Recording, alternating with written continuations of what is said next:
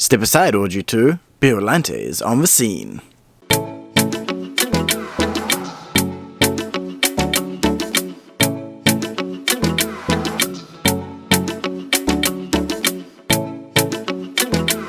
Hey, how's it going? Here with Biollante, the special colour version.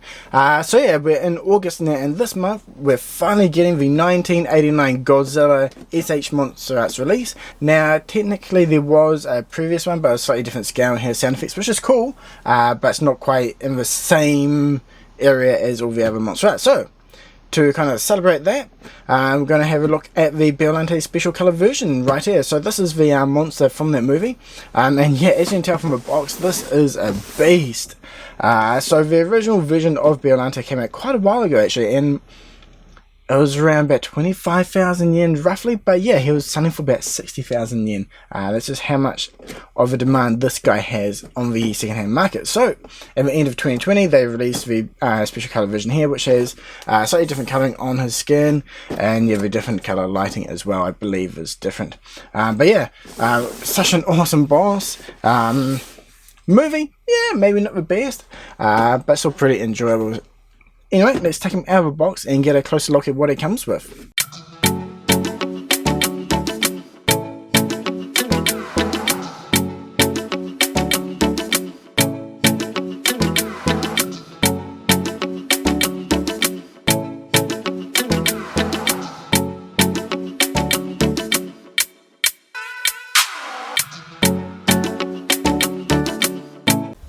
Okay, check him out. We've got him out of a box now, and yeah, so he's such a beast that his tentacles actually come separated out of a box, but don't worry, these are easy to attach, and there is some instructions as well. So they've labelled them R1, R2, L1 and L2 for obviously left and right, and the actual parts themselves do have those numbers stamped on. It might be a little bit hard to see, but this one does say R2 just on the inside there by the ball socket. So before we get into the detailing, sculpting and posability of him, let's put these tendrils on so we can get a full look at him. Okay, check him out. We've got him set up now. The tentacles can be a little bit difficult to put on, so if you are having trouble, double check the instruction, double check the image on the box to make sure you do have the right orientation for these. But besides that, they should pop in without too much issue. The boss itself, Biollante, if you haven't seen the movie, I highly recommend it. Maybe not the best Godzilla movie, but the bosses are awesome and it's still an enjoyable watch. Now, a little bit of a spoiler, there's two forms for Biollante. There's the kind of tall single rose petal version, and then towards the end of the movie he transforms into what you see here. So this is a lot more of a vicious version, and yeah, he's really cool actually in the movie. Really go check it out, it's awesome. Anyway, the special colour version here, haven't really seen the original up close, but from my understanding he's got more of a green kind of foresty look and a bit more weathering throughout his body, because you've got nice earth tones in his lower base areas and on his sort of viney tentacles. And the detailing is amazing for around the mouth and on these. Oh, that pops off. Yeah, some of these joints I'll get into a bit later, since there's so many points of articulation for them.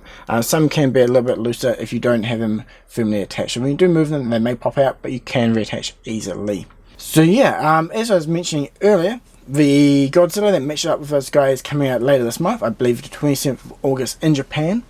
And in Japan this was a premium bundle release, so that means you could pre-order it, then once it's released, that's it, you can't order it again. However, overseas in the USA and so forth, he is available at retail stores. From what I understand, you can still kind of find him in some shops and online at a decent price.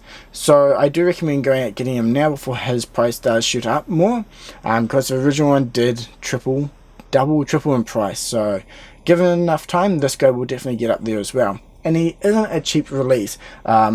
He was about 28,000, so just under $300 US, brand new, which is definitely quite expensive for one of these figures, though the size detailing is pretty damn impressive. And speaking of which, let's get in there now and check out his points of articulation as well as his LED chest. Okay, so for articulation, before we jump into all his tentacles over the side here, let's go over the center area. Now his head and spine does raise up a decent amount, and then you have a neck cover here which will raise up to cover that area. So this is mainly for packaging to get them down nice and low, but it does give you a decent range of motion as well, which is quite nice. So if you swing around to the side, you can see decent range of motion, and you can just fold up the neck area and it covers it lovely in a nice vine type pattern. So moving on towards the head here, for articulation, the mouth does open, and yeah, look at that, that is crazy, the amount of teeth in there, that's vicious. And you've also got the membrane on the side as well, which looks really good, just gives you that extra depth of detail in there. Beyond that, he can move it slightly up and down for the head, and slightly to the left and right as well, though the articulation is a bit more limited. You do have the, what was it, 1, 2, 3, 4, 5 sections that can move though, so each one just moving a little bit will give you a slight different look and posture, though like most monster arts the articulation is a bit limited, and you know that generally does come down to the fact that the sculpting and the spines are all sticking out and it all connects very closely, so they do kind of hinder each other's movement. So that is one slight downside to the top. It would have been nice to see a bit more motion in his upper body. So now moving down towards the bottom, the base parts for his legs, base tentacles, they do move, at least on my version. The front right one, Biollante's right, moves a lot easier than the left. The left one's quite stiff on this model. For the back areas, again, they do move slightly. Not a huge range, but just enough to give you a little bit of a different pose and range of motion there. For the upper leg parts, again, these are a little bit more limited. If you prop them up a bit higher,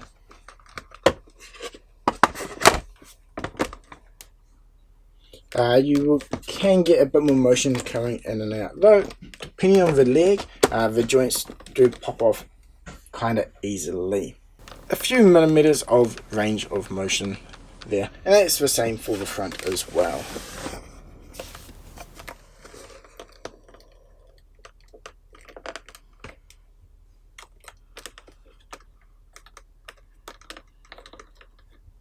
So while the base part of the tentacles are a bit more limited in their articulation, the rest of them is actually pretty amazing. They have a lot of points. So it's, what's this, about 1, 2, 3, 4, 5, 6, 7, 8, about 10 different points where it can move and articulate. Though when you do pose it, you do have to be careful, as depending on which joint, you may pop it out if you push it too far. Some of the ball joints on them are a bit shallow, so yeah, if you push it too far, it will come out, though they do pop in again easily enough. The mouths on these as well do open. So yeah, the detailing on these vines is pretty amazing. The colouring on the side is great as well. You've got a nice brown orangey colour as well as a red tongue, and then all the colouring on the teeth, and then the kind of earthy colours on top as well. So along with the great articulation of the actual vines themselves, the sculpting and colouring is pretty damn nice. Okay, so that covers all of the articulation on Biollante. Now, being such a big, bulky, kind of unique design, his articulation is limited, especially since he doesn't have any real arms and legs per se, just the vines here. But for the design of him, I do feel like the articulation is pretty good. Despite being limited, the articulation of the vines works really well, and especially the fact that each mouth does open and it still looks really nice. So yeah, along with articulation and sculpting, he also does have a chest cavity here which lights up, so let's take a look at that. To turn it on, you've just got a switch underneath, so if you go one way it'll be orange and the other way is red, though it is a little bit hard to see, so let's turn off some lights. Okay, so it's pretty subtle lighting on here, but if you have it set to red, then this is what it will look like, and then if you flick the switch you'll get orange as well. Which again is even more subtle, but man, it looks really good in person. Though the usage of it is going to be very limited, since you do have to pick them up and flick the switch to actually be able to see it. Though it is a nice little wee addition on it, which is pretty cool. It would have been nice to have a switch on the outside of the body, though online there are a few guys which have made some adjustments or some aftermarket parts that will allow you to do that, which would be pretty cool. It'd be nice if it was a bit brighter as well, since if you have all the lights on, it can be a bit harder to see. As you can kind of tell now, you can't really see the light at all. Okay, so let's jump into the pros and cons now, and obviously starting with the pros, the sculpt in this guy is amazing. The detailing on all his foliage, spine there is great, all the teeth around his mouth and all the vines as well as all the chest moulding down through here. It really captures the feel of the monster from the movie, which is fantastic. That's one thing I love about the S.H Monsterarts line, is that they really do capture the monster from the movies. And other than that, the other pros, you know, articulation is a bit of a con and a pro. The vines work extremely well. They hold themselves up excellent. You can open up the mouths and that looks really good. Though on the con side, depending on the joint, if you move it too much, it comes off easily.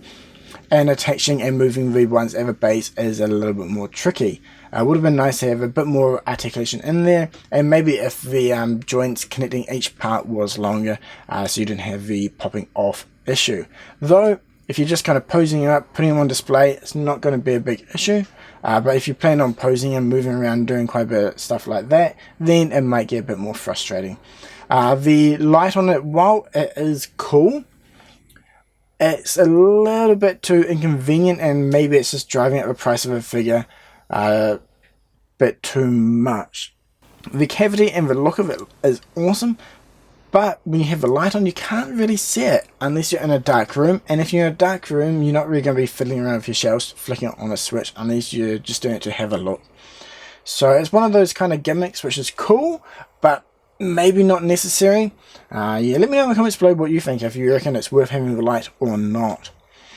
Now, I'm really looking forward to getting the 89 Godzilla, which I mentioned at the start is coming out later this month, and there will be a review for that, and I'll have some photos with Biollante and the 89 together in a good pairing, which look really cool. So yeah, if you enjoyed this video, please do like and subscribe, and let me know in the comments below what you think about Biollante. Is it worth spending the money on him or not, and are you going to get the 89 Godzilla to match him? And if you want to see more of these Monsterarts videos, again, let me know in the comments below. I have a few others which I can do videos for. And yeah, until next time, cheers for watching.